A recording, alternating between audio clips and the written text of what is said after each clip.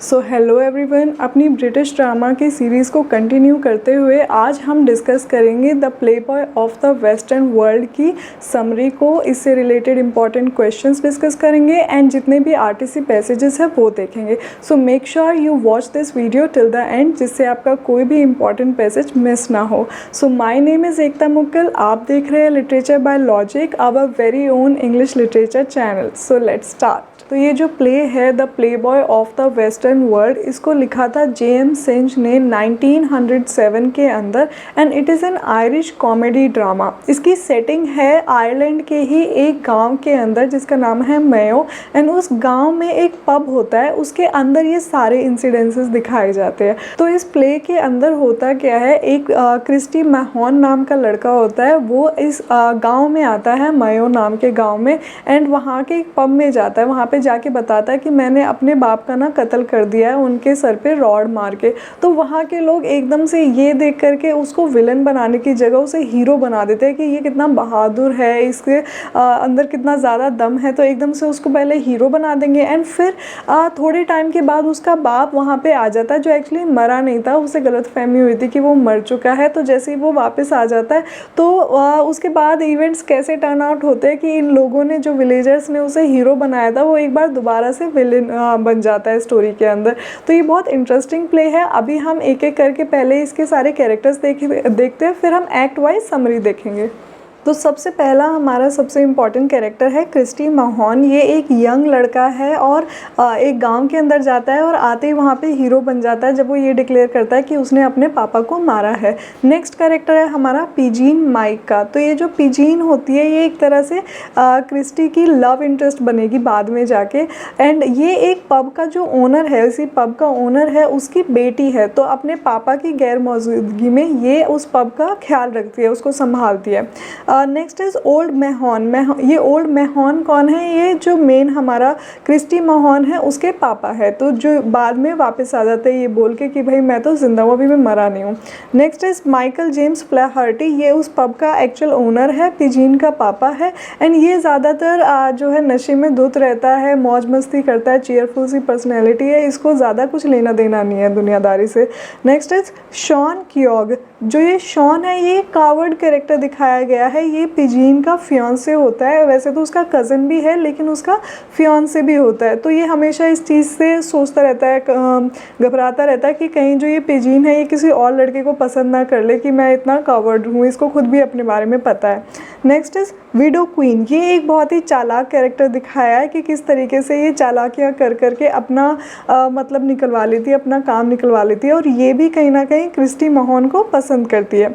Next is village girls. तो village की काफ़ी सारी लड़कियां ये सुनने के बाद कि एक ऐसे कोई बहुत हैंडसम इंसान आया है जो बहुत करेजियस है, उसके पास आती है, उसको फ्लावर्स गिफ्ट्स वगैरह देती है। तो इसमें ऑनर, सुजैन, सारा, ये सारी लड़कियां होती है, विलेज की लड़कियां होती है। Next is Jimmy Farrell and Philly Cullen. ये दोनों ही माइकल के दोस्त होते हैं, जो वो पब का ओनर है, एंड ये विलेजर्स है जो वहाँ पे सेटिंग के अंदर वैसे यूज़ किए गए हैं कि विलेजर्स का एक तरह से हमें रिएक्शंस पता चल सके। Now we will look at the act wise summary. So first act में हमें पब की सेटिंग दिखाई गई होती है कि यहाँ पे जो है पिजीन मौजूद है एंड उसका फियांसे शॉन मौजूद है। उसके पापा अभी बाहर गए हुए, वो पब के अंदर नहीं हैं। तो जो शॉन है वो अपनी फियांसे को बताता है कि मैंने ना बाहर रास्ते पे एक बहुत ही खूंखार से भयानक से इंसान को देखा है, एंड वो हो सकता है वो यहीं की तरफ आ रहा हो। तो ये किसकी बात कर रहा होता है? क्रिस्टी महॉन की, जो इस प्ले का मेन प्रोटैगनिस्ट हीरो है हमारा। तो वो पब के अंदर आ जाता है, फिर वो इंसिडेंट्स बताता है कि मैंने ना अपने बहुत क्रूर, जो मेरा बाप है मेरे ऊपर बहुत अत्याचार करता था, मैंने उसका सर पे ज़ोरदार वार करके उसका खून कर दिया है। तो ये सुनने के बाद जितने भी वहाँ पे विलेजर्स बैठे होते हैं पब के अंदर, वो उससे नफ़रत करने की बजाय, उसे विलन बनाने की बजाय उसे हीरो बना देते हैं।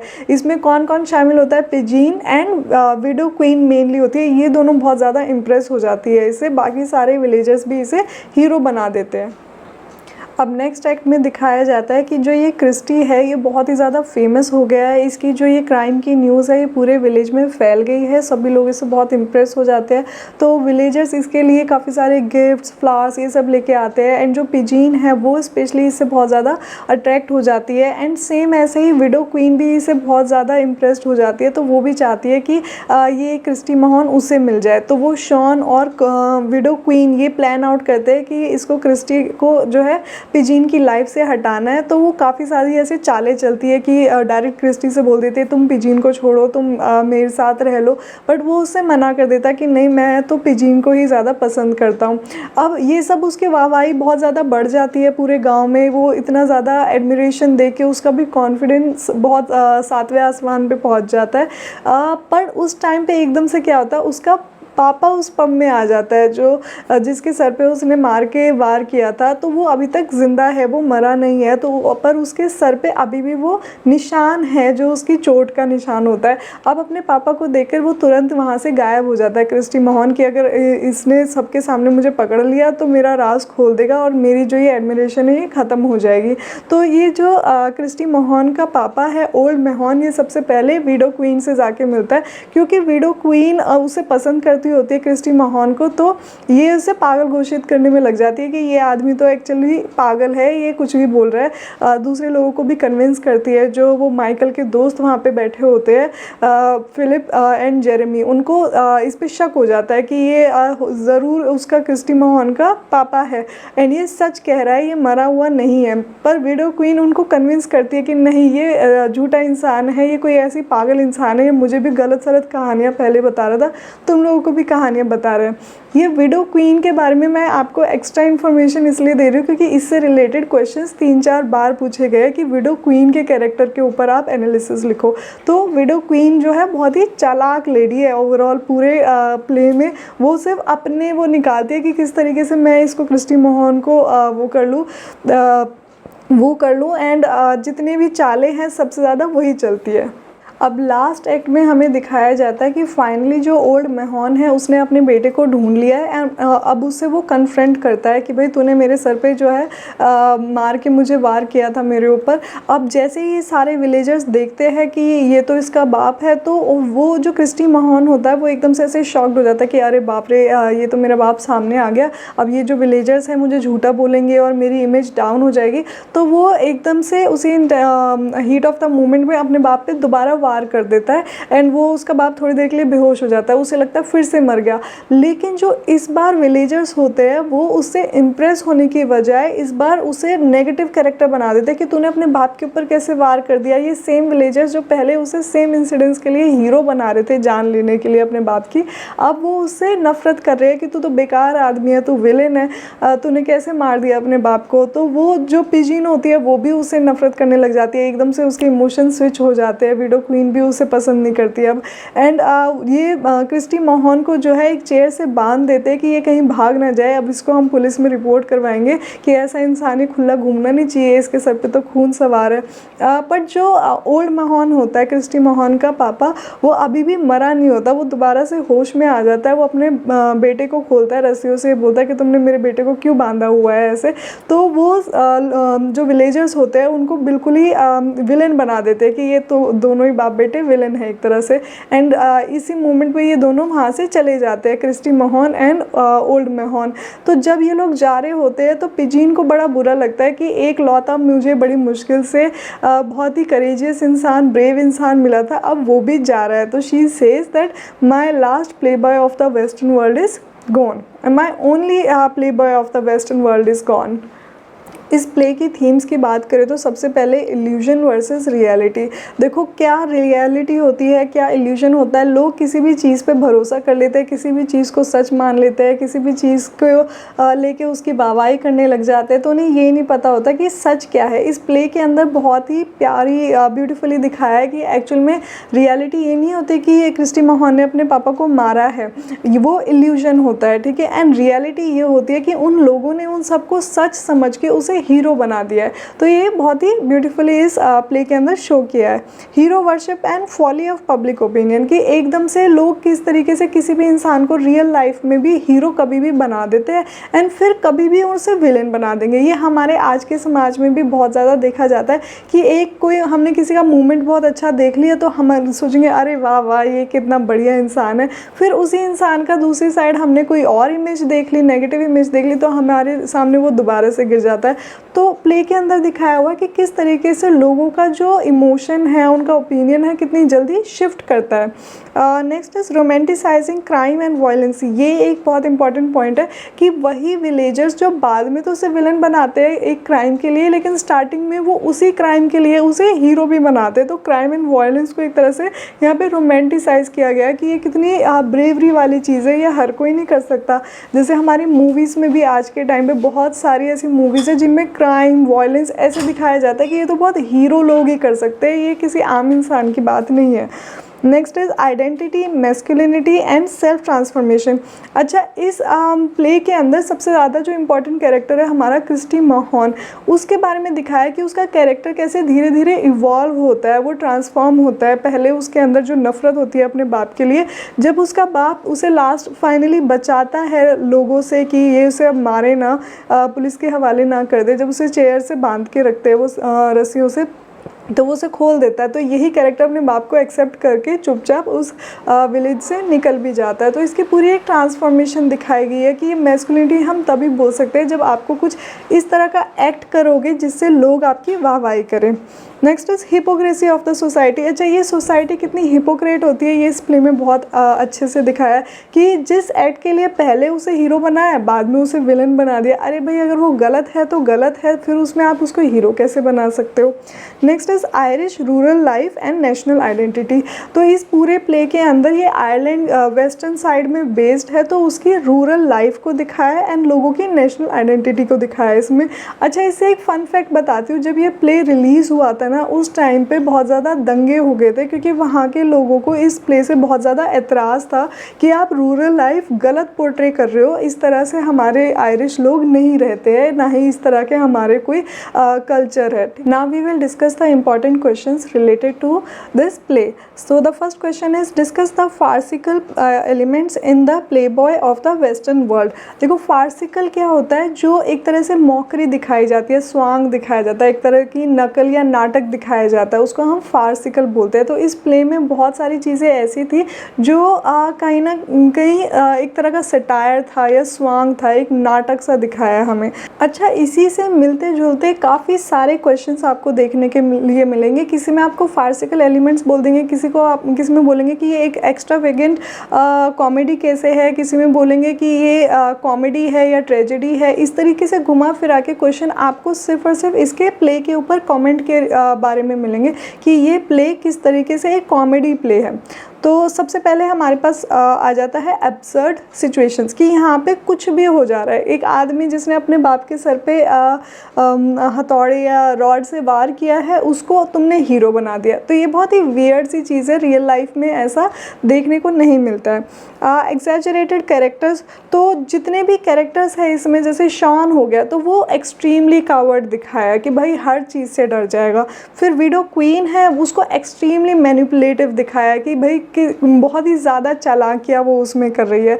तो जो विलेज गर्ल्स है उन्हें बहुत ही ज़्यादा ऐसे दिखाया कि किसी के लिए भी एकदम तुरंत वो पागल हो जाएंगी, सब कुछ करने लग जाएंगी। तो जितने भी सारे कैरेक्टर्स हैं उनके अंदर जो उनके ट्रेड्स है वो बहुत ज़्यादा भर भर के डोमिनेट कर रहे हैं एंड वो उन्हीं ट्रेड्स की वजह से ह्यूमरस बन रहे हैं। Next is sudden plot twist.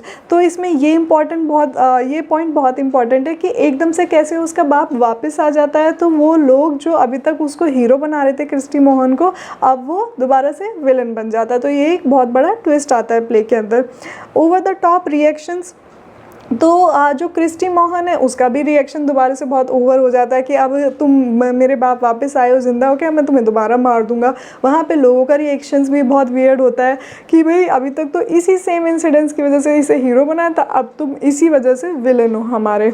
Next is comic dialogue and wit. इसमें जितने भी सारे प्ले के जो कैरेक्टर्स हैं उनके जितने भी डायलॉग्स हैं वो बहुत फ़नी तरीके से लिखे गए हैं, तो क्या आप ये पॉइंट मेंशन कर सकते हो, comic dialogues and witty. Next is physical comedy. अच्छा, जितनी भी इन लोगों की अपीयरेंसेस है, ठीक है, इनको जिस तरह से कपड़े पहनाए हैं या जिस तरीके से ये बिहेव कर रहे हैं तो उसको हम फिज़िकल कॉमेडी बोलते हैं, तो इस प्ले के अंदर ये चीज़ भी मेंशन कर सकते हो आप। So the next question is, discuss the Playboy of the Western world as an extravagant comedy and a dramatic Bildungsroman। Buildings-Roman का मतलब और कुछ नहीं कि एक कैरेक्टर कैसे इवॉल्व होता है, धीरे धीरे धीरे उसने गलतियां करी है, फिर सीखता है, फिर सुधारता है अपनी गलतियों को, फिर लास्ट में जाके एक ज़्यादा परफेक्ट इमेज क्रिएट करता है अपनी, तो इसको हम बिल्डिंग्स-रोमन बोलते हैं। आपने काफ़ी सारी मूवीज़ में भी देखा होगा कि पहले जो हमारा हीरो है वो बहुत फ्लॉड कैरेक्टर होता है, पर धीरे धीरे उसमें ट्रांसफॉर्मेशन आने लग जाती है। तो जब भी किसी नॉवल में, किसी मूवी में, किसी प्ले में इस तरह का कैरेक्टर डिज़ाइन होता है जो स्टार्टिंग में फ्लॉड होता है बट धीरे धीरे वो इम्प्रूव करता रहता है, अपने कैरेक्टर को इवॉल्व करता है, इसको हम बिल्डिंग्स रोमन बोलते हैं।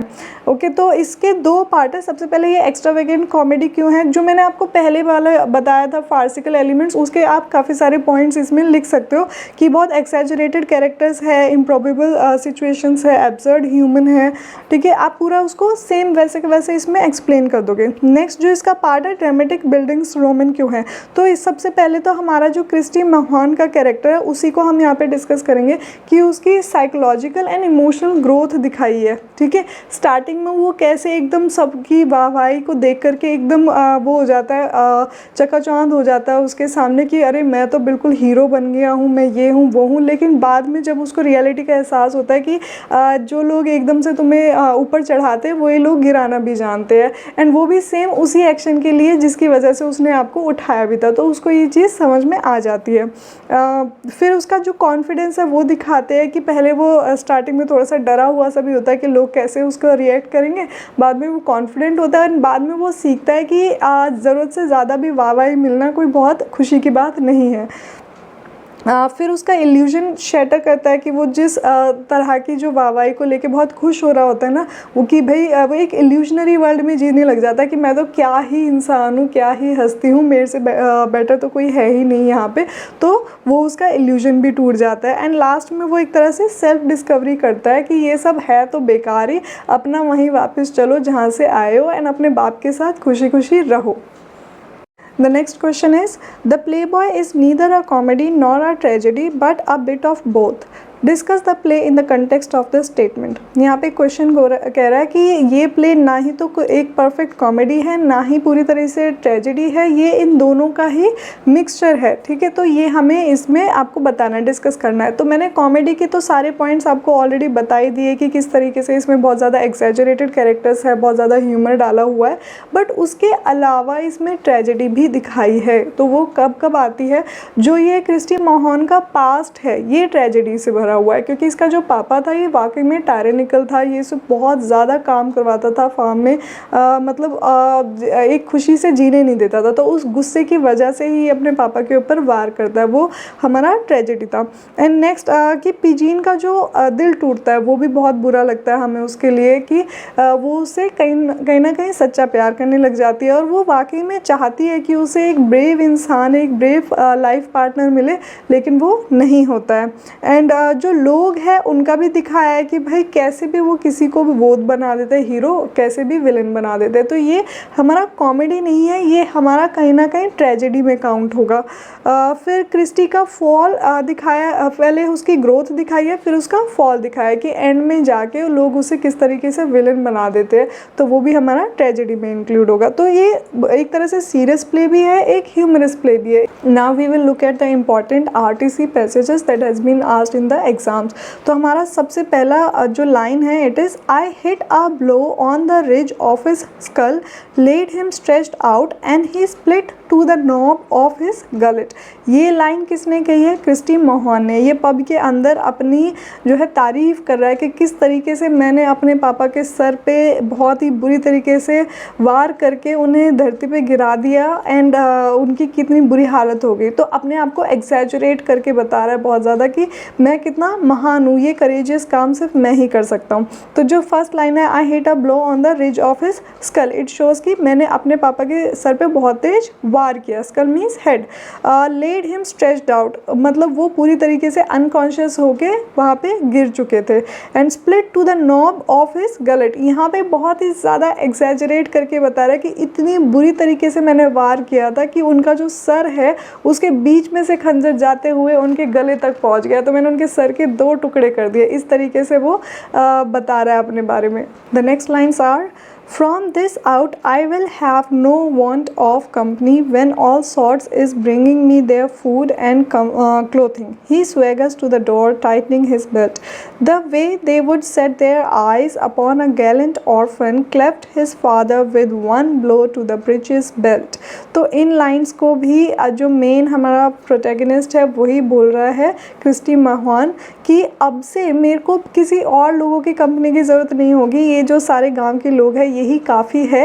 ये मेरे लिए खाना लेकर आएंगे, मुझे कपड़े लेकर आएंगे। और ये जो बातें वो बोल रहा है बहुत स्वैग के साथ बोल रहा है, अपनी बेल्ट को टाइट करते हुए बोल रहा है कि ये लोग मुझे जिस तरीके से देखते हैं कि मैं एक बहुत ही महान ऑर्फन हूँ, मतलब मैं जो है वो हो चुका ऑर्फन हो चुका हूँ जिसने खुद के फादर की जान ली है एक बहुत ज़ोरदार वार करके कि उसका जो पूरा शरीर है वो आधा करते करते उसकी बेल्ट तक पहुँच गया। तो मतलब इतना एक्सट्रीम एक्सैजरेट वो बार बार करते जा रहा है। पहले थोड़ा किया था कि गले तक पहुँचा, अब वो बेल्ट तक पहुँचा दिया उसने कि लोग जो है उसकी बातों पे यकीन करे जा रहे हैं। या तो ये बहुत भोले लोग हैं या बेवकूफ़ लोग हैं, बट वो उसकी बातों पे यकीन कर रहे हैं, उसे हीरो बना दिया, उसके लिए सब कुछ ला करके दे रहे हैं। The next line is, and I not knowing at all there was the like of you drawing nearer like the stars of God। यहाँ पे क्रिस्टी मोहन बात कर रहा है पिजीन से, उसके साथ फ्लर्ट कर रहा है कि मुझे नहीं पता था कि मेरी लाइफ में तो है ना कोई जल्दी से मेरे पास आने वाला है। कौन है वो? जैसे भगवान के स्टार्स होते हैं उनके पास रहते हैं, इस तरीके से कोई मेरी ज़िंदगी में भी आने वाला है जो बहुत खूबसूरत है। एंड वो पिजीन से बोल रहा है, एक तरह से उसे फ्लर्ट कर रहा है कि वो मान जाए उसके लिए साथ रहने के लिए।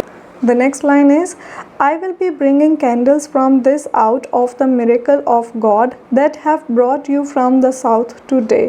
ये लाइन पिजीन बोल रही है अब जो मेहॉन है उसको कि मैं भी खुद ना चर्च में जाके कैंडल्स जलाया करूँगी as a thank you to God. ठीक है, ये आयरिश कैथोलिक रिचुअल होता है। तो वो बहुत ज़्यादा खुश है कि तुम्हें भगवान ने मेरी ज़िंदगी में भेजा है, तो इसके लिए मुझे थैंक यू बोलना पड़ेगा गॉड को बहुत ज़्यादा कैंडल्स जला कर। Okay, and you coming to my life, it's like a miracle of God that have brought you from the south today। कि तुम जो है साउथ से आए हो, आयरलैंड के साउथ एरिया से यहाँ मेरी ज़िंदगी में आज आ गए हो, ये एक बहुत बड़ा मिरेकल है और इसके लिए मैं थैंक यू बोलूँगी गॉड को। कैसे? कैंडल्स जला करके। So now we have reached the end of this video, and I know still some of the RTC passages are still left, but don't worry, we are definitely going to cover them in the live video about which I will give you the update in the upcoming days। Okay, and अगर आपने ये video पूरी देखी है और आपको ये video अच्छी लगी है तो please give me a thumbs up and subscribe to this channel। My name is Ekta Mukkal and now we will meet in the next video। Till then, take care, bye bye।